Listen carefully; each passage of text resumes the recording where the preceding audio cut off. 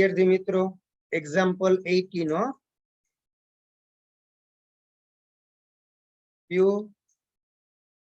Example 18 जुओ જ્યારે સમઘનની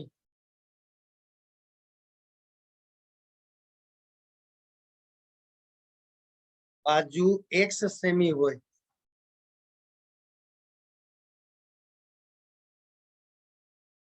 x semi હોય તથા બાજુની લંબાઈમાં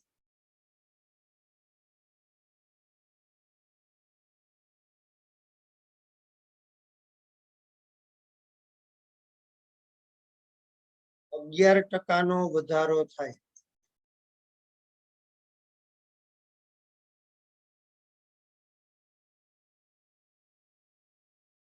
તો તેના પૃષ્ઠફળમાં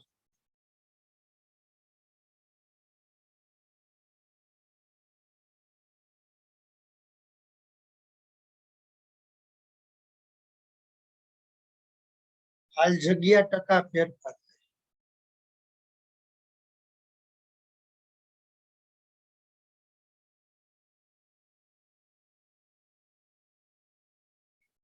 એ 11 B 22 C 10 D 44 હવે જુઓ આમાં ખાસ ધ્યાન દેજો દીકરાઓ હા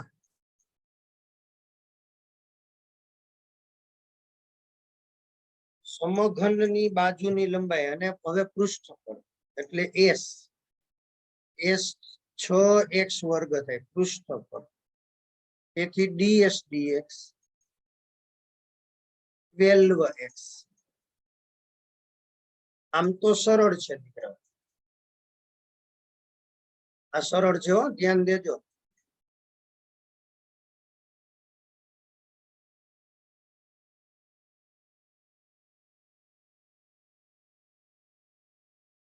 અહીં શું કીધું છે ખબર બાજુની લંબાઈમાં વધારો 11% જો બાજુની લંબાઈમાં વધારો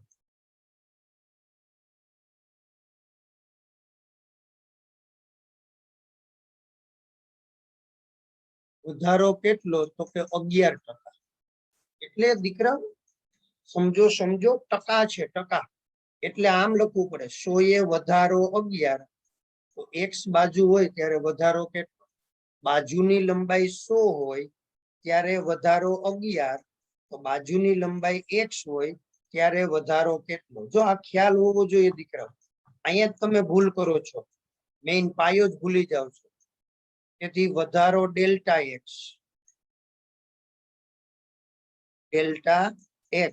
એટલે 11x છેદમાં 100 આવું થાય આ વધારો છે દીકરાઓ હવે સીધે સીધું s માં થતો ફેરફાર એટલે કે પૃષ્ઠફળમાં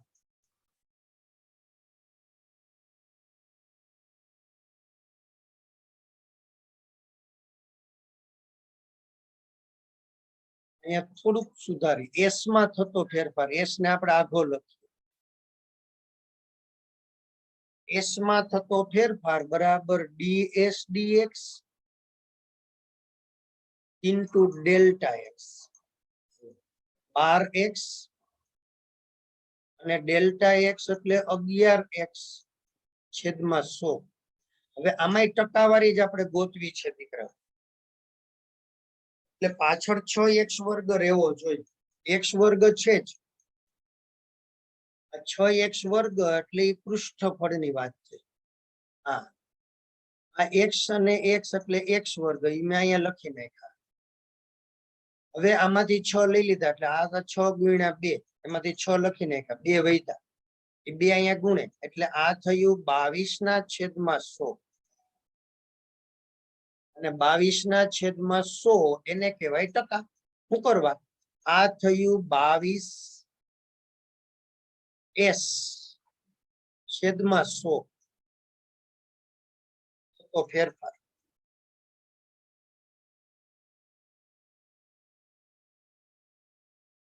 અહીંયા કેમ આવ્યું 11x ના છેદમાં 100 એટલે કેટલા ટકા થયા હતા તો કે 11 તો એવી જ રીતે અહીંયા 22s આવે છે, આ s છે મિત્રો. 225 ન સમજતા હો. સમજાઈ ગયું? હાલો આને તમારા માટે ખાલી છૂટું લખી દો.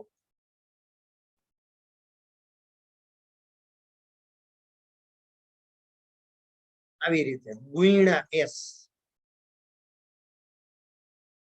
એટલે આ થઈ ગયું 22. અહીંયા કેમ 11x ના છેદમાં 100 આવ્યા એમ 22s ના છેદમાં 100 થયા. એટલે ક્ષેત્રફળમાં વધારો કેટલો? 22%. આ ટકાવારીમાં લઈ ગયા છે દીકરાઓ. જૂના કોર્સનો દાખલો છે, આમ તો નવા કોર્સમાં આવી ગયો છે. એશમાં થતો ફેરફાર. ચાલો સ્ક્રીનશોટ લઈ લ્યો ફટાફટ. પછી આપણે 19મો દાખલો જોઈએ.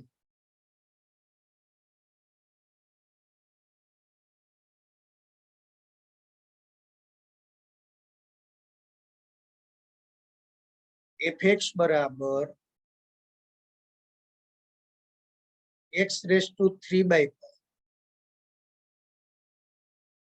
4 minus x. X belongs to r plus યોગ 0 ની નિર્ણાયક કિંમત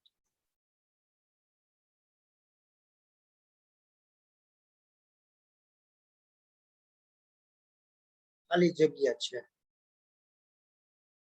એનો જવાબ છે એ 0.3/2, B 0.2/3, C 0-2/3, D 0-3/2. એટલે આ પેલું નથી હો. તમારા મગજમાં x અને y આવશે એવું નથી. ચાલો આ બધામાંથી તમને કાઉન્સ દૂર કરી દો એટલે વળી પાછા, નહીતર તમે શું મગજમાં આવશે દીકરાઓ? તમને x ને y એવું મગજમાં આવશે. x ની કિંમત આ ને y ની કિંમત આ.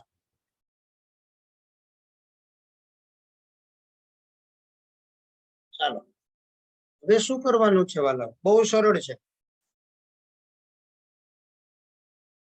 fx બરાબર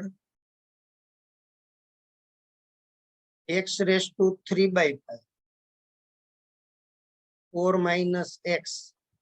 તો અહીંથી આપણને f'(x) મળે. એ તો મળશે ને બાળકો? હા, જો પેલા છે ને f'(x) મળવા માટે આપણે આને પેલા ગુણી નાખીએ. એટલે 4x⁵3/5 આવું થયું. અને માઇનસ x⁵8/5. હવે આપણે અહીંયા છે ને એ કિંમત લઈએ 4, પછી 3/5 આગળ આવે ઇન્ટુ x⁵3/5 માઇનસ 1 એટલે જવાબ મળે છે આપણને -2/5. ધ્યાન દેજો દીકરાઓ.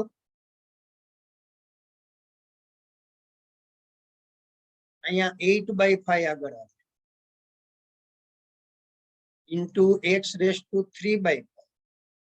બસ આપણા f'(x) ની જ સાદુરૂપ આપવાનું હતું. હવે માત્ર ખાસ ધ્યાન દો, તો આમાંથી સામાન્ય શું મળે ખબર? 4/5. અને હજી x નું સ્ટેપ પણ સામાન્ય મળશે.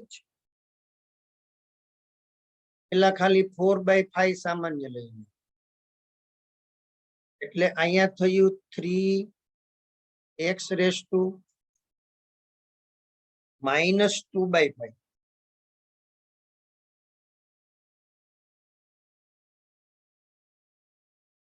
અહીંયા 4/5 લઈ લીધા એટલે -2x⁵3/5. આ f'(x) મળે છે.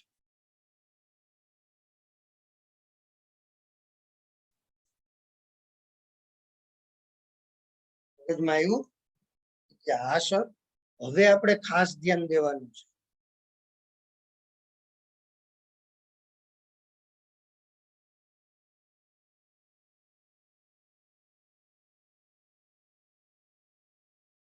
4/5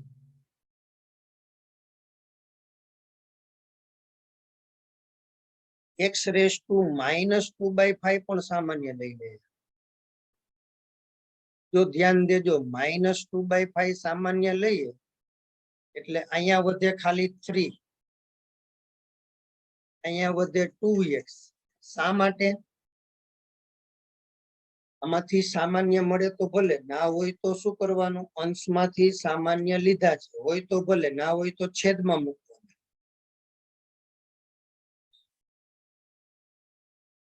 જો આ સાદું રૂપ બહુ ધ્યાન દેજો, એમાં કઈ અઘરું નથી. રેડી દીકરાઓ? તો હવે શું કરવાનું છે? તો હવે સાવ સહેલું છે. નિર્ણાયક બિંદુ માટે શું થાય? f'(x0)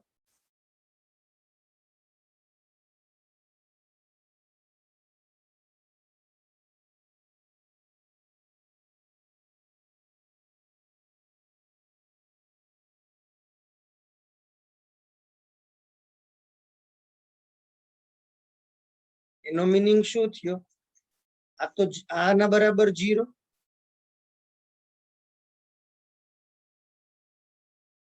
અથવા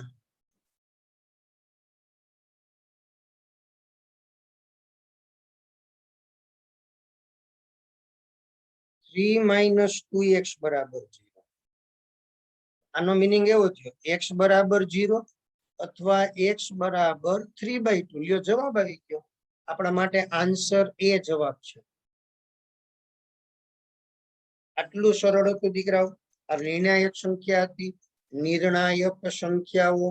ચાલો આનો સ્ક્રીનશોટ લઈ લ્યો ફટાફટ.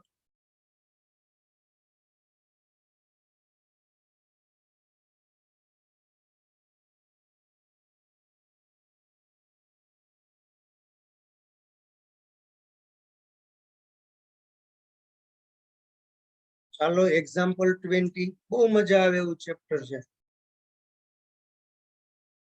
વિકલિતના ઉપયોગો. હવે સમતલીય ત્રિકોણના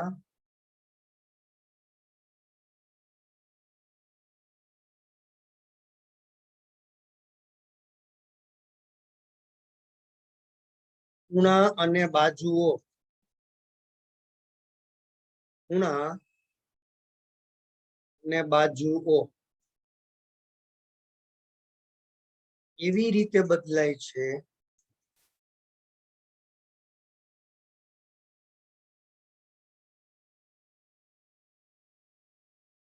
કે જેથી એની પરિત્રિજ્યા અચળ છે.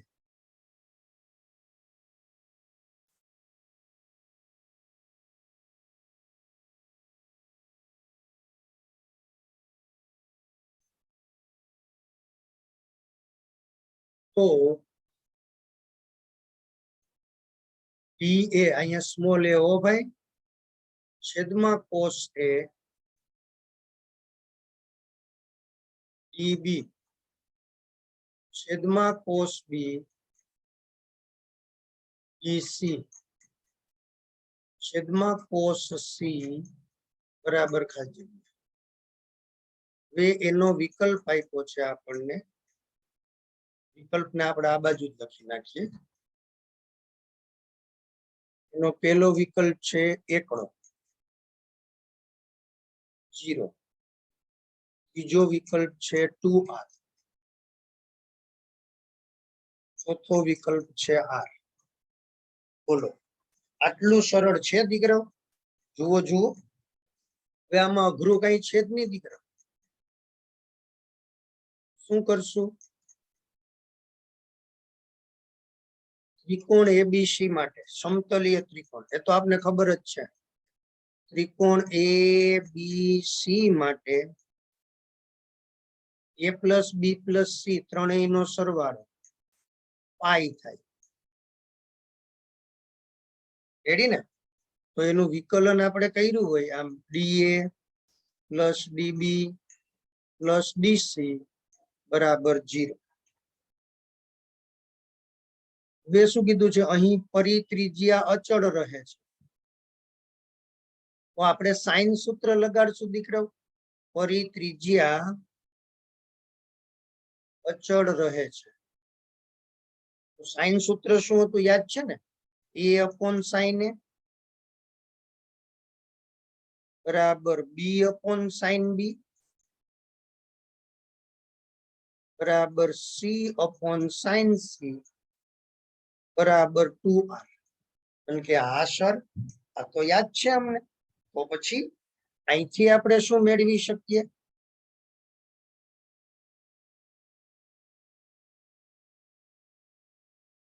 a બરાબર 2r sin a. અહીંયા આપણે લગાડીએ dA. 2r એમનેમ છે. sin a નો થાય cos a dA. cos a dA. તેથી dA ના છેદમાં cos a બરાબર 2r dA. જોયું કે હા સર આ તો અમને ખ્યાલ આવી ગયો ને. તો પછી એકદમ સરળ છે. આવી જ રીતે શું મળે દીકરાઓ? આવી જ રીતે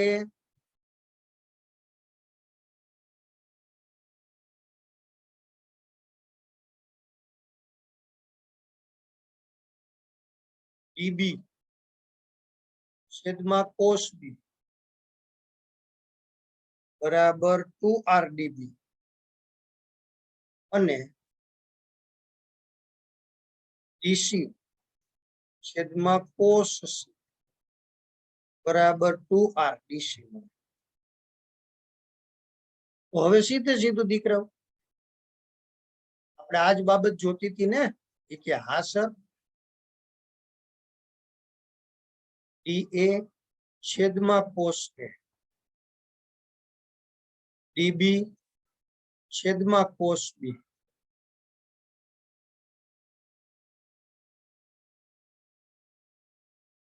ચાલો અહીંયા થશે 2r dA. અહીંયા થશે 2r dB